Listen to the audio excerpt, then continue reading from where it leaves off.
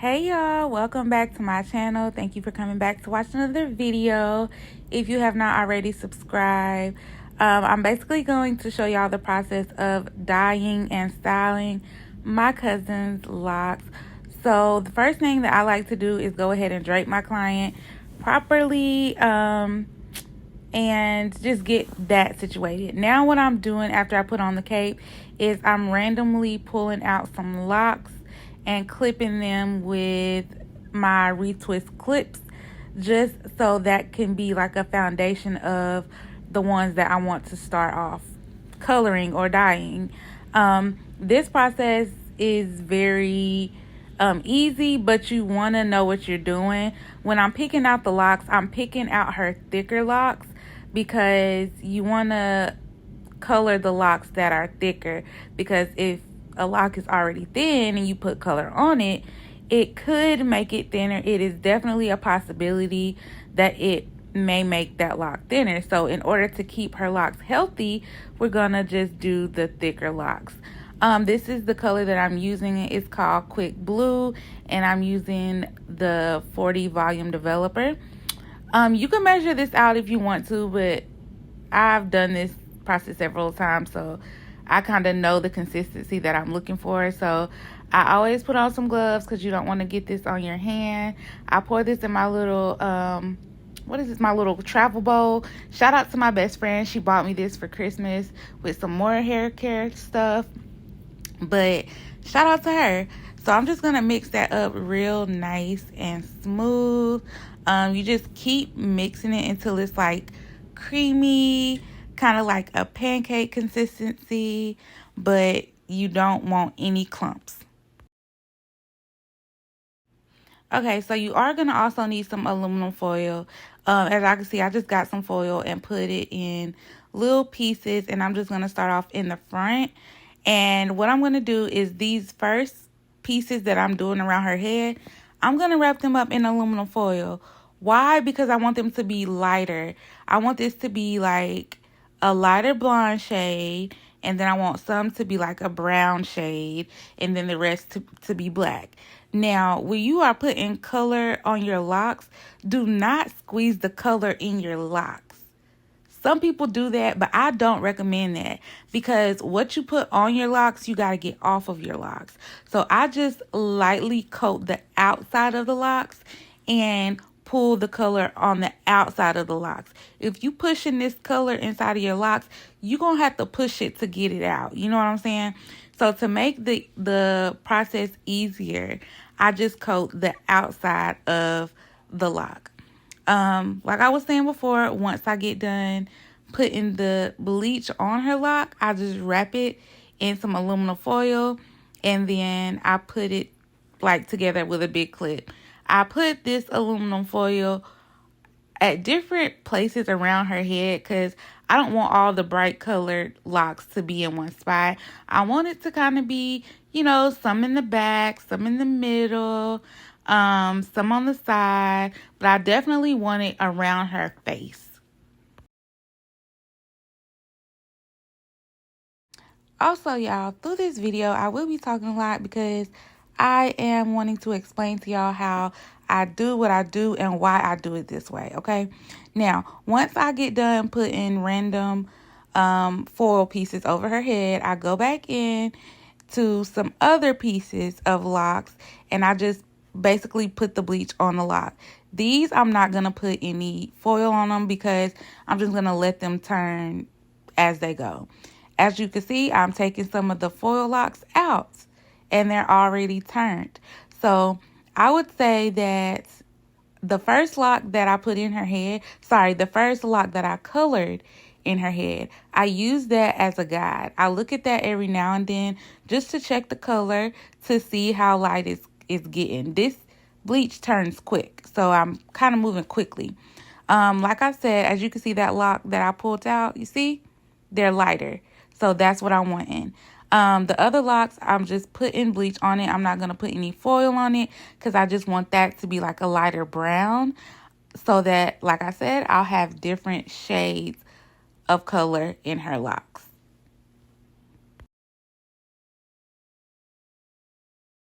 I haven't got to this part of the video yet, but I'm going to go ahead and talk about it because I really didn't film any of it at all. And that's the washing process. When you are washing this out of your hair, like, make sure you get it all out. Don't play with it. Like, don't try to be quick. Really wash your locks to make sure that you get all of the color out, okay? Wash it, condition it good. And if you are doing like blondes or copper-like colors, you want to make sure that you got some purple shampoo. The purple shampoo is going to bring that brassiness out. If you don't have any toner, then use purple shampoo. If you don't know what toner is, then more than likely you just don't know. But yes. So when I washed it out, I did clarifying shampoo twice. I did moisturizing shampoo, and then I did the purple shampoo, which was the last shampoo process, and that just took out all the brassiness.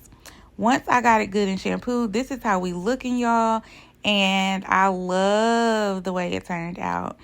I like to spray some leave-in conditioner because the health of the hair is just as important as the overall style and the overall look. And also, if you guys notice, I did not do her roots because her roots are not locked. So I just actually did the locked part of her hair. And to me, when you leave that little black at the root, it just gives a natural look to me, you know. So I'm just going to blow dry her hair. I like to blow dry my client's hair before I style it because, for one, I'm old fashioned. It's the wintertime. If you go out in your hair cold, you already know what's going to happen. You going to get a head cold. So I blow dry them, and then for the client's hair that dry quick, I really just blow dry it like this. But if your hair dries a little slower, then I'll blow dry it, and then I will go in after I style it and sit you under the dryer. Okay? Okay. Now, another health hair care tip is keep your hair moisturized, especially the color part.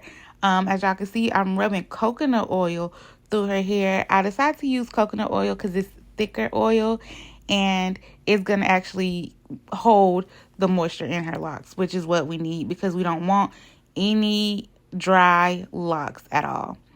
Now she showed me the style that I'm going to do for her. And what I'm doing is just going ahead and sectioning off my section so I can get ready to style it.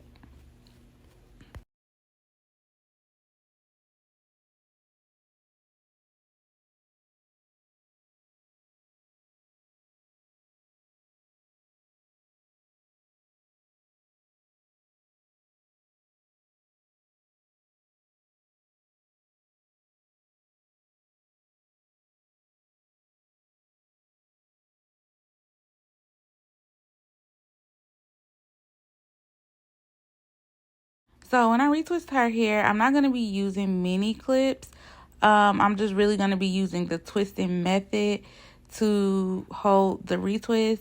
Right here in the front is where I'm going to be using all the clips because this is exactly how I need the top, well, the side to lay. And it just works better for me here. I'm starting off with the front because I needed to go ahead and be drying while I do the rest of her hair. Because this is the only part of her hair that's going to be left out and that's not going to be styled up.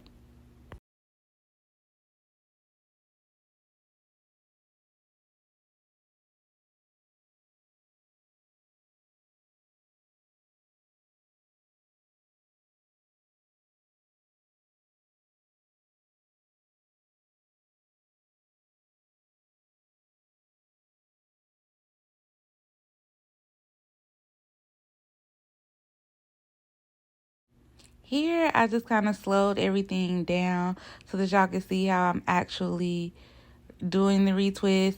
This part of her hair is going to be going up into like a bun type ponytail updo type thing.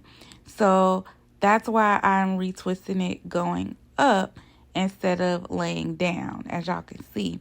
And then I just twist the lock and lay it down flat. It's real simple. It holds the lock so that it will be ready for styling.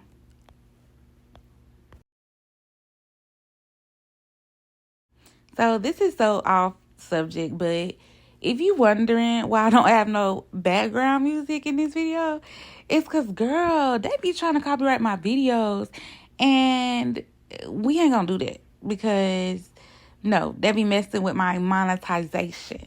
You feel me? If you know, you know. But we just not gonna do no background music until I figure out how not to get copyrighted with the background music. So that's another reason why I'm doing a whole lot of talking. Just so it just won't be silence. I hope y'all are learning something from this video. I hope it's very helpful to y'all and y'all are enjoying it. If you are liking this video so far, go ahead and make sure you are subscribed to my channel. Right here, I'm just using Gots to Be Glue spray, y'all. That is really good. It's really, really good hairspray. It's not hair glue. It's hairspray that holds really, really good.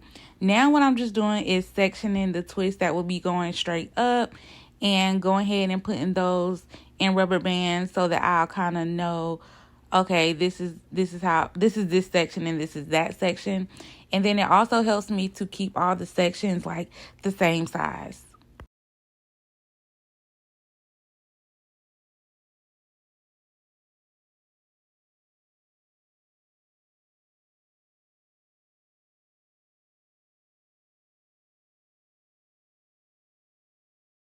When it comes to doing the back sections, as y'all can see, I'm starting from the back of the neck and I'm going to work my way up. What I like to do is style, when I'm styling an updo and I do the sections, I like to pin all the sections together, and you guys will see exactly what I mean in a second, but I'm still using a minimum amount of product. That just works better for me. Too much will cause too much product buildup. We don't want that.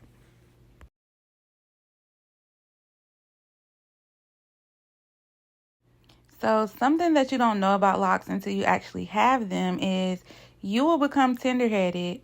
I don't know if it's probably because, like, when you get locks, you do less things with your hair. You do less manipulating. So your scalp gets tender when you do actually get it retwisted sometime.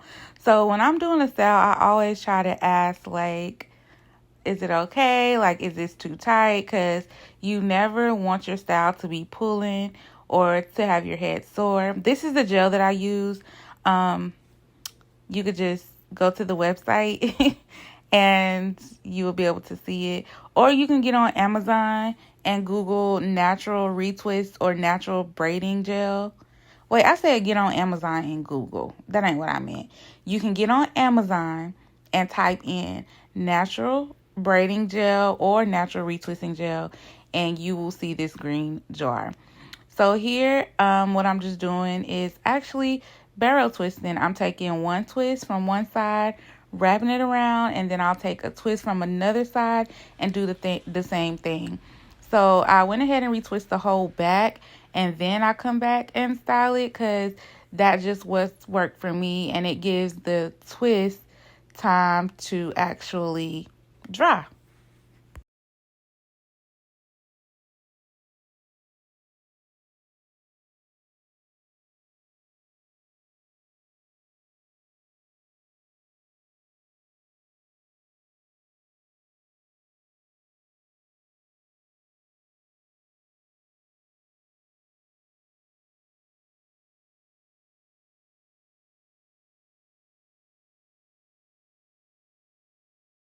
When it comes to styling locks, I always ask the client if they have a style in mind. This is the style that she had in mind. So the goal was to get as close to this style as we possibly could. And once we get to the end, y'all will see the end results. But I think we definitely did a good job at getting really close, and she loved it.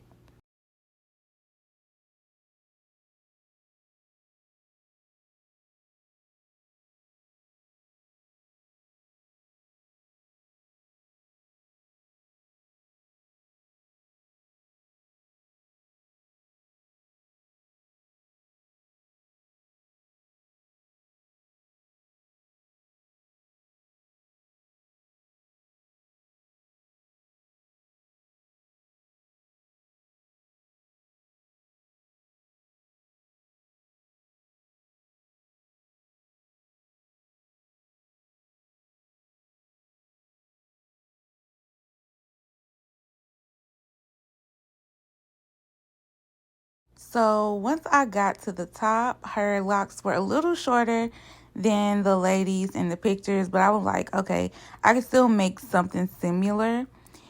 So what I did was, it was like 9 locks, loose locks at the top that I just left out so that I could better style it. And I literally just braided those locks up into 3 braids, and then I put rubber bands at the end. After that, I used bobby pins to make it into like a tight like bun at the top. Also, while I was doing this top part, I made sure, like, I kept asking her, it's not too tight, is it? Because, like I stated before, we do not want it to be too tight. When it's too tight, it's causing tension, and tension can make your locks thin out at the root, so we don't want that. So, I communicated with her to make sure that it was a comfortable style for her. I ended up putting 3 bobby pins in the top bun part, and then I went through with my needle and thread like one time just to wrap it around it, just to give it like an extra hold really, so that it would not move.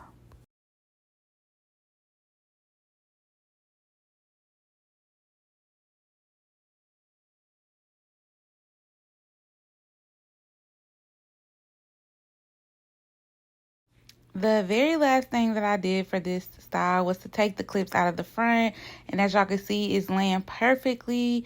The front is dry like I needed it to be, so that's exactly why I started off in the front. This is how it turned out, y'all. The color, amazing. The style, amazing. It looked really cute on her. I love doing color. It looks so neat. I just love the way it come out. If you like this video, y'all, don't forget to like, comment, and subscribe.